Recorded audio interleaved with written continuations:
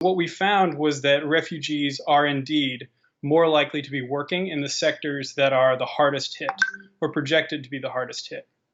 So the sectors like manufacturing, food, and retail are the ones that are projected to be hardest hit, and those are the ones where refugees are often kind of working the most. So globally, across these 8 countries that host about 37% of the refugee population, we found that refugees, about 60% of employed refugees are working in these sectors compared to 37% of the host populations. But I think what we're seeing around the world, both in the countries that we studied, also in the United States and Europe, a generalizable trend would be that refugees who do not have access to the labor market for various reasons really want to be contributing right now to the response in kind of any way that they can. We're seeing refugees move their businesses to making masks and making things that can help the response.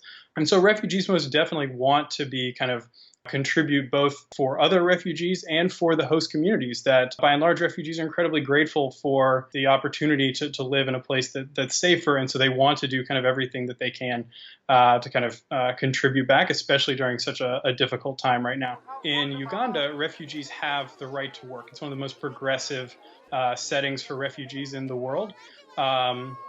In Ethiopia, this is quite different, although things are changing. Right now, refugees are not specifically allowed to be working outside of camps and in any other areas. So this varies a lot and is part of the reason that we think that refugees are harder hit. So in Uganda, refugees are 28% of employed refugees were working in the hardest hit sectors relative to 16% of the hosts.